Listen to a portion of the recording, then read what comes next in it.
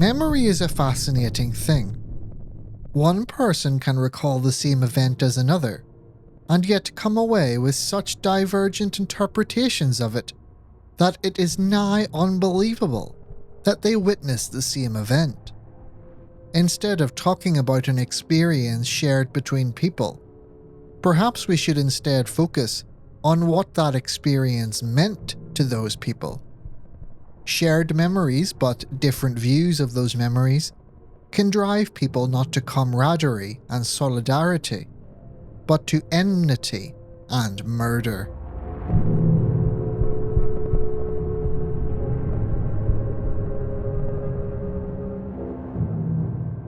What is worse than pain? Mercia thought to herself, as she eyed the dull grey shackles locked around her wrists.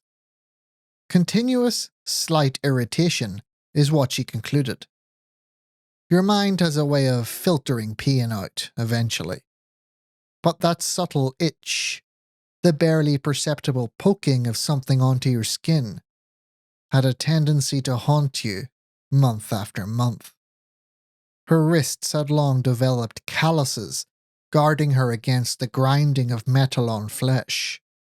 But what never faded was the understated shock of cold when the manacles moved, and part of the metal that sat away from the skin made contact. A bell rang out from the depths of the complex, its resonance stirring the chains that bound her to her sisterhood. The day of willful suffering has begun, their chain line's matron, Sadia, called out, as per ritual requirements.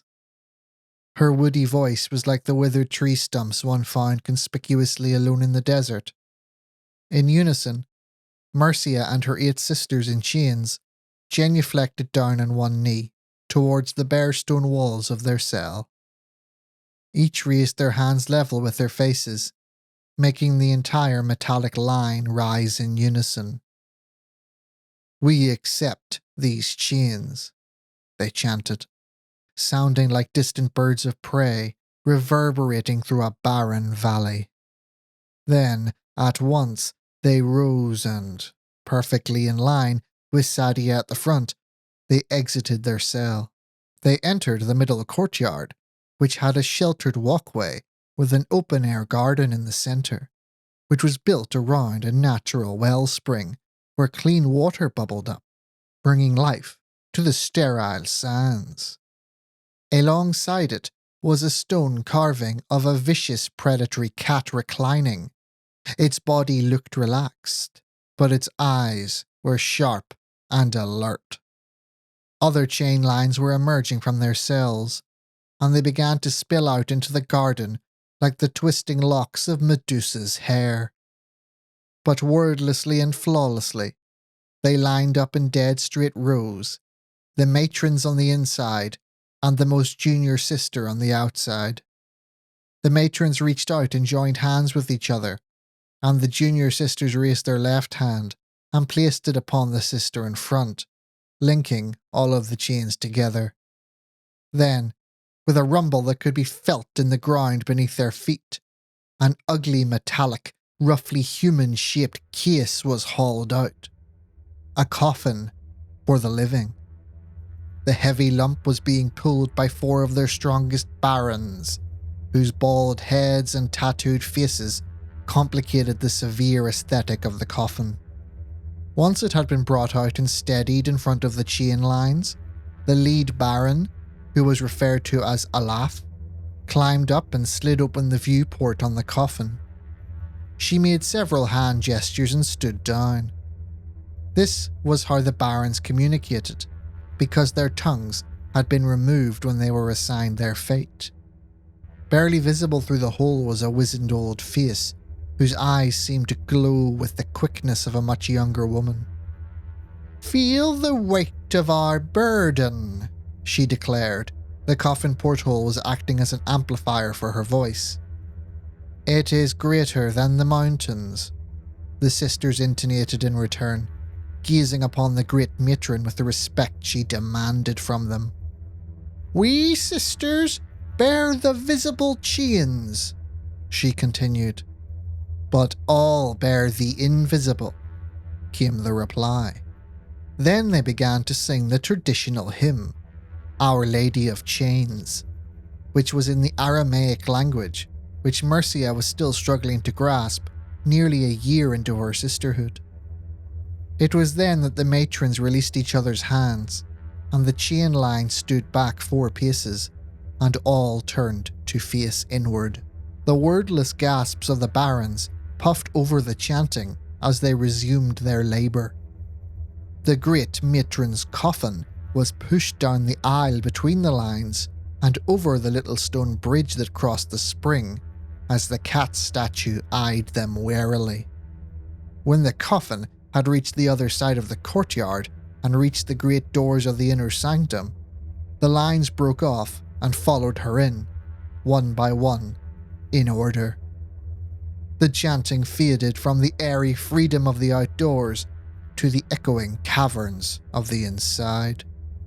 The inner sanctum, which was referred to as the Great Womb, was a circular enclosure surrounded by the crumbling remnants of ancient walls. This was called the First Sanctuary, and was said to have been built by the ancient sisterhood just after the time of the Lady of the Chains herself. However, the matrons made no such claims and discouraged speculation on such things, lest you stray into heresy. Built around that was the dome of an old, disused mosque, built before the era of the Ottomans, that had been forgotten in the sands. It was found by the sisterhood several centuries ago, and has been their home ever since. This was called the Second Sanctuary. The chain line stood in rigid, ordered formations in the Second Sanctuary, looking over the walls into the First Sanctuary, in which the great matron's coffin was placed. It was alongside a raised platform that sat in the very centre of the Great Womb. There was something small suspended on an altar on the platform, but it was too deeply in shadow to make out from where Mercia stood. The hymn came to an end, leaving a pregnant silence saturating the air and dribbling over the women's shoulders. Then the thunderous crash of the bell in the dome above them rent their silence asunder, and 2 barons wrenched apart 2 locks. The coffin lid shot open, and the great matron stepped out. She was like bunched up roots of trees, all tied together and made to vaguely resemble the human form. Her skin was a leathery landscape of calluses and scars, memories of a lifetime of the most extreme self-mutilation. Nobody embraced the chains more thoroughly and more devoutly than she, which is why she became the great matron. She was what every sister aspired to be, and to look at her free of her coffin made them shake and shudder with barely contained excitement. The great matron wore the standard grey garments of the sisterhood, with the traditional hole exposing the flesh of her belly. Visible there was the mark of their voluntary enslavement, an image of a great cat scarred into the flesh with a red-hot arrow point during initiation. Mercia still woke up some nights, sweat coursing down her, as she relived in her nightmares the extreme pain of the image being seared onto her skin. To be a sister means to withstand suffering, as the Lady of Suffering did before them. "We live and breathe on this day," the great matron pronounced, "as did the lady in hers. So many years have passed since. We still wear the chains that she did. Generations upon generations wear the sign of her pain." On cue, one of the barons lit a circular bowl of oil, which surrounded the central platform. The blazing flames erupted and illuminated the plinth. On it were 2 polished wooden rods, and tautly strung between them was an aged leather strip with a rough image of a panther on it. Let us take this moment to remember her. Although she passed on long ago, she has left us the very flesh of her belly to press upon all generations to never forget your chains." Somewhere in the background, more oil troughs were lit, and fires sprung up all around the dome, bringing it alive as if it were one great flickering flame. In the light were now visible hundreds of smaller leather strips, suspended on pillars and on the roof of the dome, each bearing another rendition of the panther, the great jailer himself. "Ever since Our Lady of Suffering left us for the great beyond, the great matrons, one after the other, have followed in her ways and added their suffering to the unending history of pain that we womb-bearers must endure. Long have we endured," the sisters chanted, as instructed in the ritual manual. "So we shall endure forever, keeping alive the truth that so many have hidden. The deniers of our chains, we who stood with the truth in the face of the deniers, who claim the Lady of the Chains gave birth as a virgin, unviolated, unspoiled." The sisters hissed with venom at the mention. "Far from bringing life into this world through miraculous means, free of suffering, the panther, our great jailer, the one who put us in chains, took her by force. We bear the fruit of the womb because we must, not because we choose," the sisters sang. "As the panther forced himself upon the lady, so do the wombless force themselves upon us womb-bearers to this very day. We suffer so that there may be a future. The price of life is to be consumed by the panther. His teeth bite into our flesh," the sisters called. "The deniers of our chains heap praise upon the wombless one produced by her womb. He bled for us, they say, hanging from an old tree in front of the world, to absolve us of some imagined sin. I tell you, sisters, that we womb-bearers have bled every single cycle of the moon. The sun's blood did not cleanse sin, but our blood has created every generation since Eve herself. Our pain is great, but our virtue is greater," they said together, shaking their chains to create a clattering, chaotic cacophony. "They are heavy," the great matron declared. "Like the moon," the sisters responded. "They are cold," she bellowed. "As the winter winds," they refrained. "We wear them still," she thundered. "We always will," they responded. "We wear them willingly," she said softly. "We accept our chains," the sisters whispered. "No, do you?" she asked. The sisters all turned their heads behind them as the great doors opened. Flanked by two barons was the slim figure of a young girl who had just reached her 20th year. She wore the black garments of the uninitiated, and as such had not yet received the panther mark, so her belly remained hidden. To the eerie singing of the sisters, the new initiate walked nervously through the chain lines, touching hands with each of the sisters in attendance before heading into the first sanctuary. She reached the feet of the great matron and genuflected in front of her. The great matron bent down, and they exchanged words with each other. What they said Marcia could not hear, but she remembered from her own initiation that she was swearing oaths of servitude. Marcia was struggling to keep focused on the singing, for she knew what was coming next. Even though she went through it herself, The idea of watching it again pulled at the inside of her chest and made her want to cry. The purpose of the sisterhood was to suffer. But that never made being a witness to suffering feel any less unjust. She often wondered whether, maybe, that was the point. They must embrace the injustice placed on them by the fact that they carried wounds and the slavery that brought.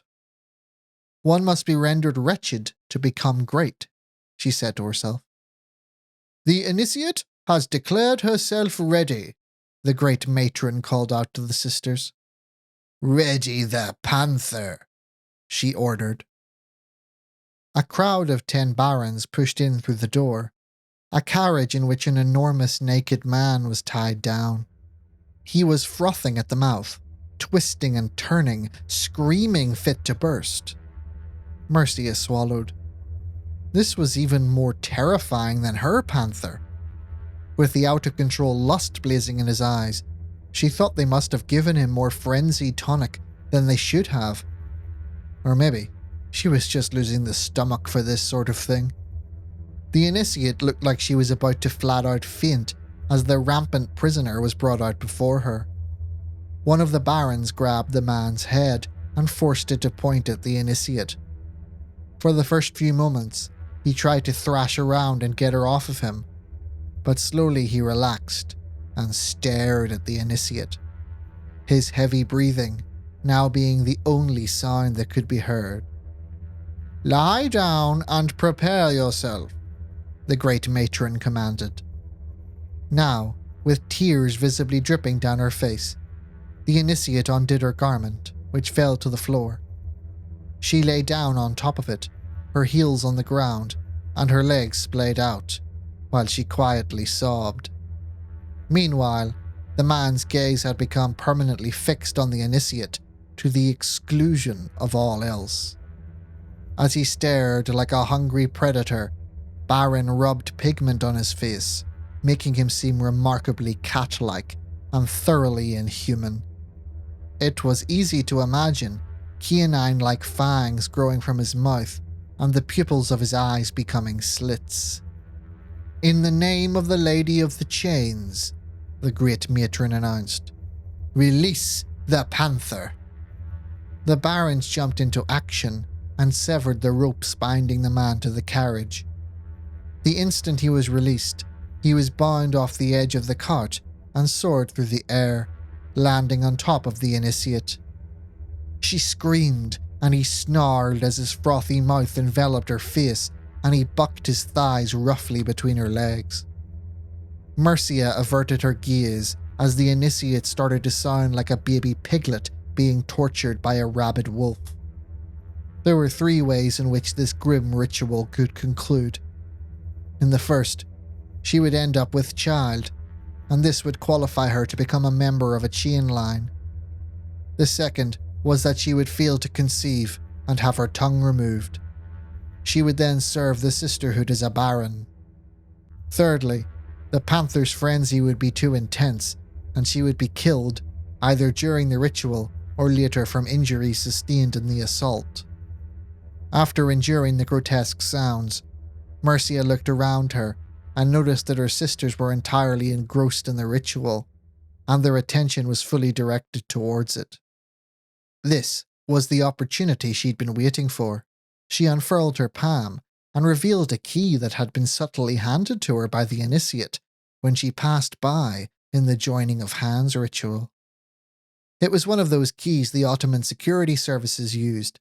They're supposedly meant to open any lock. She hoped the rumours were true, as she inserted it into the keyhole of the manacle around her wrist. A moment of terrified elation shot through her as she felt a soft click and the lock open. Jamming the unlocked manacle under one arm, she quickly undid the other. She looked around, in case any of the sisters were suspicious. But she had, so far, remained undetected. However, she realized that if she dropped the chains, the sister next to her would feel them tugging and look around. She almost panicked, but then she noticed the candle bracket beside her, and she hung the chains from it. That should avoid attracting attention for the short burst of time she needed to slip away. Subtly, Marcia moved sideways into the shadows and disappeared off into a side door. Thankfully, most of the complex residents were watching the initiation, so it was relatively easy to navigate the corridors without being seen.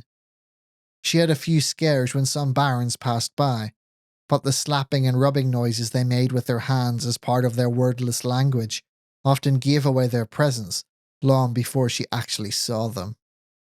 Her biggest worry was that they would not be there to meet her when she arrived. If something happened and they were delayed, oh, she would be dead. There was no way out of this place save from the front gates, so if they discovered her actions, there was no hope of escape. To her immense relief, she reached the outer walls of the complex and looked down.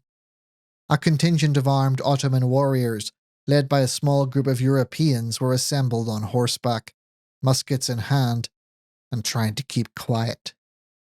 She uttered a prayer of thanks before turning her attention to the gates. They were locked, and 2 barons stood guard, not paying the best of attention either. One's eyes were closed as she reclined against a fence. God really was with her, Marcia thought. Taking advantage of the situation, she untied some barrels that were on a platform at the edge of the wall, and with a good shove, they began to roll over the edge and down onto the heads of the guards. They yelled and tried to dodge out of the way, but were knocked to the ground. They weren't dead, so she had to work quickly. Marcia bolted down the steps to ground level and jammed her shoulder under the gate's latch. With an eye-popping effort, she managed to shrug the great plank free of its holder, and it made a dull thump onto the sandy ground. The gate opened a little.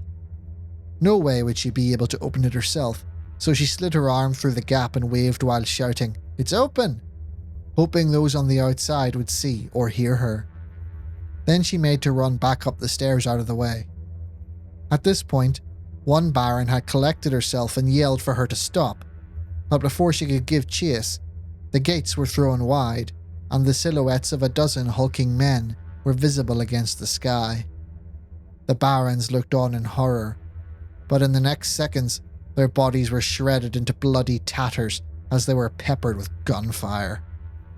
Armed men on horses bounded through the gate, leaping over the barrels and bodies and yelling out war cries. The noise had by now attracted many barons who, seeing what had happened, ran to tell the sisterhood and locked the doors behind them. "You must be Alessandro," Marcia called from up the wall to the leading man. "You must be the mole," he replied, his accent strong. He waved her down, and she joined the men who were peppering anyone in the courtyard with gunfire. When they'd driven them back, they dismounted. "Lead the way, Signora. We best do this as quickly as possible. The Ottoman authorities would like their men back soon," Alessandro said. They left a guard behind in the courtyard, and Marcia showed the men the way through the complex. The barons attempted to prevent them from progressing quite regularly, but they only had melee weapons, and not very good ones at that. The professional soldiers gunned them down with little effort. They then arrived at the nursery. This was where the barons looked after the babies produced by sisters who had conceived from their panther. The noise and bangs had set them all crying in their cradles. When they blasted their way through the doors, they were in the midst of gathering the infants and fleeing towards the inner sanctum. 6 of them fell to the guns before they could flee, but most had exited to the other side before they had the chance to deal with them. 4 infants had not yet been removed, and they lay screaming in their cradles. "What will we do with these?" the Ottoman captain asked Alessandro. "My orders were clear. Leave no one alive," he said. Marcia shut her eyes tight as the soldiers smashed in the infant's head with the butt of their rifles, making a dull squishing sound, silencing their cries. "Now where is the inner sanctum?" Alessandro asked Marcia, who had become quite lost in the horror. She shook herself out of it and led the men on through to the garden with the spring. Waiting for them there was a formation of barons, carrying swords, knives, or anything else they could find to fight with. Save your ammunition, Alessandro said to the men. Dispatch them manually. The Ottoman captain nodded, and they drew their blades. There was a brief but vigorous battle, and the barons were felled one after the other, until the spring was tinged red, and the panther statue was speckled with scarlet drips and spots. The party went to proceed on through the doors into the inner sanctum, but as they passed, one of the barons moved, clearly only wounded and not dead. She grabbed onto the base of Mercia's leg. She signed with her hands the question, "Why? Are you not our sister?" Mercia struggled to know what to say. These people were disgusting heretics. When the Pope assigned her this role in exterminating them, she had no reservations. However, she had spent well over a year with them, and although she still found their beliefs repulsive, to a degree, she had come to like them as people. However, she was not left with the time to struggle with the issue, as Alessandro snapped at one of the soldiers, who drove the bayonet of his rifle through the baron's mouth and out the back of her head. He yanked it out, and she keeled over for good this time. Their attention was then drawn away by a thudding noise. The doors to the inner sanctum had been drawn closed and locked. "We'll need cannons to bring that down," Alessandro observed. "I do not have a contract with these mercenaries long enough to lay siege to the place," he complained. "I know another way in," Mercia said, and she led them up onto the walls, where they took out some stragglers attempting to put up one last meagre defence. "There's no door," Alessandro growled, sounding annoyed. "No, but there are windows all around the dome." Alessandro saw what she was getting at, and had his men circle the dome from the outside, and at his signal, they smashed through the windows and crashed down onto the upper balcony. Anyone who was up there was cut down before they knew what had happened. Within minutes, they had full control of the upper story, and they looked down upon the inner sanctum. It was an undulating crowd of terrified women. Many seemed to be bound together by chains. Others held the babies, which had been taken from the nursery. In the centre was a raised platform, an old woman, a very young woman who was bleeding and bruised, and beside her, an enormous man, his body full of arrows. "The ritual must have finished," Mercia informed Alessandro. "They kill the panther once he has laid his seed." Alessandro grunted something about disgusting heretics and barked orders at his men, who started to position themselves behind the large tubs of flaming oil. "Are we getting her out?" Mercia asked, horrified at leaving the initiate, who had played an integral part in their plan down there to die. "We will if we can. If we cannot, God will reward her for her sacrifice," he said. "Push!" Mercia covered her mouth in shock as the men shoved the tubs over, and flaming oil careered over the balcony and spilled out over the inner sanctum floor.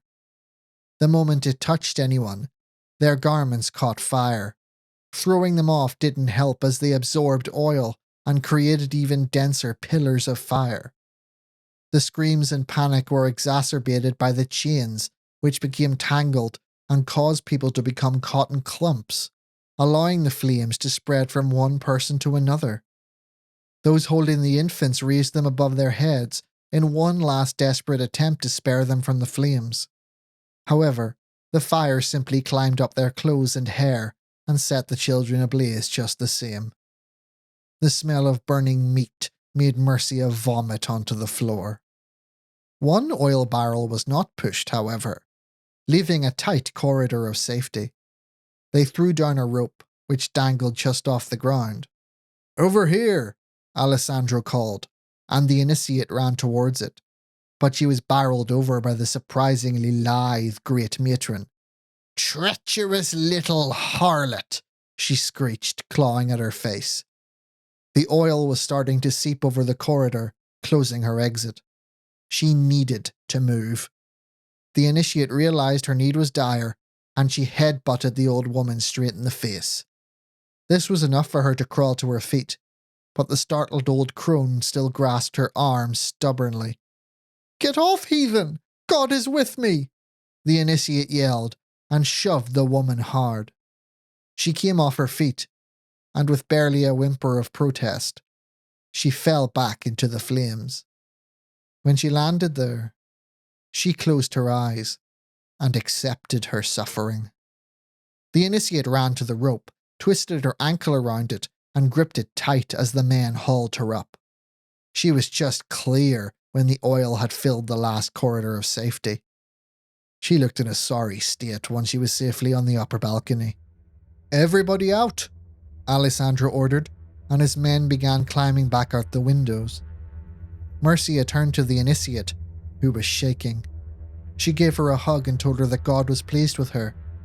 As she did, she noticed that there was something in her hand. "What do you have there?" Mercia asked. The initiate opened her palm to find a folded up piece of leather with the image of a panther on it. "That's the..." The initiate nodded, knowing exactly what Mercia meant. "What's that you're wasting time with? We need to move now," Alessandro asked.